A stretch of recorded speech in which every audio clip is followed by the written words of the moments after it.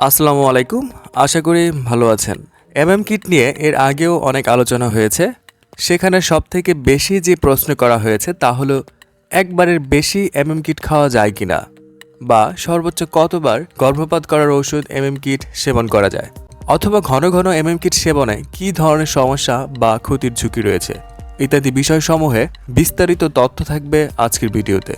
যারা দ্বিতীয় বা তার অধিকবার এই গর্ভপাত করার ওষুধ কিট খেতে চাচ্ছেন তারা সেবনের আগে একবার ভিডিওটি দেখে নিতে পারেন, আপনার কাজে আসতে পারে। ভিডিওটি শুরু করার আগে বরাবরের মতো একটা অনুরোধ, স্বাস্থ্য বিষয়ক এই চ্যানেলটিতে আপনি যদি নতুন হয়ে থাকেন তাহলে চ্যানেলটি সাবস্ক্রাইব করতে ভুলবেন না।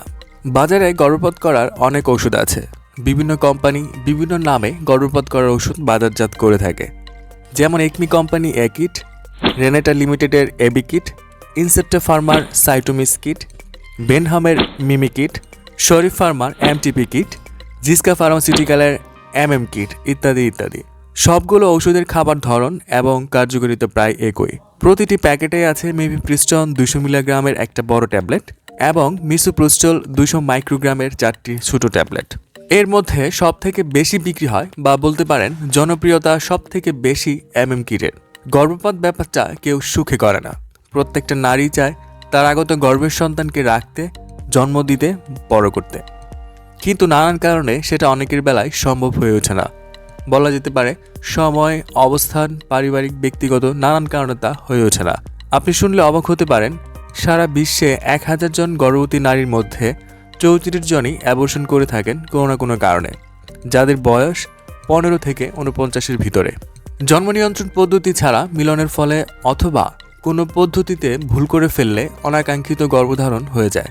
যেহেতু গর্ভধারণটি অনাকাঙ্ক্ষিত, তাই বাচ্চা রাখা অনেকের ক্ষেত্রে পসিবল হয়ে ওঠে না। তাই গর্ভভ্রূণটি নষ্ট করতে গর্ভপাত করার ওষুধ কিট খেয়ে অনেকে গর্ভপাত করে থাকেন। কিন্তু কিছুদিন পরে যদি এমন ভুল করে অনাকাঙ্ক্ষিত গর্ভধারণ হয়ে যায় আর সেই গর্ভধারণকে রোধ করতে গর্ভপাত করার ঔষধ কিট বারবার খাওয়া হয়, তাহলে মারাত্মক ক্ষতির সম্ভাবনা থেকে যায়। অতিরিক্ত কিট সেবনের ফলে এর পার্শ্ব প্রতিক্রিয়ার প্রভাবে প্রচুর রক্তক্ষরণ হতে পারে, যার ফলে শরীর মারাত্মক রকমের রক্ত স্বল্পতায় ভুগে। হাসপাতালে মাঝে মাঝে এমন পেশেন্ট আসে যাদের ব্যাগের পর ব্যাগ রক্ত দিয়ে টিকিয়ে রাখতে হয়। এছাড়া অতিরিক্ত কিটের প্রভাবে পরবর্তীতে মাসিক আর প্রতি মাসে রেগুলার হয় না, বা হলেও ঠিকমতো ক্লিয়ার হয় না, এবং শরীর দেখতে অনেক রোগা এবং হালকা হয়ে যায়।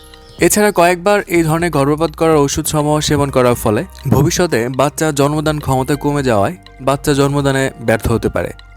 বন্ধ্যাত্বের অভিশাপ মাথায় নিয়ে সারা জীবন কাটাতে হতে পারে। আবার অনেকে অলরেডি একটা ট্যাবলেট খাওয়ার পর সিদ্ধান্ত নেন যে বাচ্চা রাখবেন, তখন বাচ্চা রাখলে বিকলাঙ্গ শিশুরও জন্ম হতে পারে। তাই এইসব চিন্তা মাথায় রেখে কিট সেবন করা উচিত। মনে রাখবেন, ভুল মানুষের একবার দুবার হতে পারে, কিন্তু প্রতিবার যদি এমন ভুল করে পেটে অনাকাঙ্ক্ষিত বাচ্চা চলে আসে তাহলে সেই ভুলের মাসুল কিন্তু ভয়াবহ হতে পারে।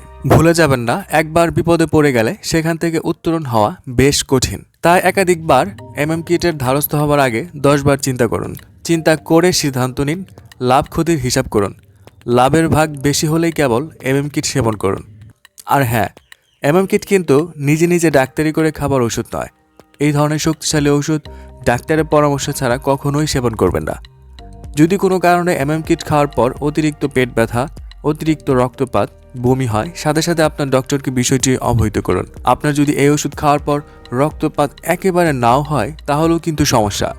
এরকম যে কোনো ধরনের অসঙ্গতি লক্ষণ দেখা দিলে বিশেষজ্ঞ ডক্টরের পরামর্শ নিন এবং প্রয়োজনীয় চিকিৎসা গ্রহণ করুন। তো বন্ধুরা, কিট বা এই ধরনের গর্ভপাত করার ঔষধ একাধিকবার সেবন না করাই ভালো। ক্ষতির থেকে লাভের পরিমাণ বেশি হলে তবেই কেবল সেবন করবেন, সাথে অবশ্যই একজন ডক্টরের পরামর্শ নিয়ে। আজকের আলোচ্য বিষয়ে আপনার আরও যদি কোনো প্রশ্ন থাকে তাহলে আমাকে কমেন্টস করে জানাতে পারেন, আমি সেখানে উত্তর দেওয়ার চেষ্টা করব। আর আমাদের ভিডিওগুলো ভালো লাগলে অবশ্যই চ্যানেলটি সাবস্ক্রাইব করবেন। আজ এই পর্যন্তই, আগামী পর্বে আবার দেখা হবে। সেই পর্যন্ত ভালো থাকুন, সুস্থ থাকুন। ধন্যবাদ।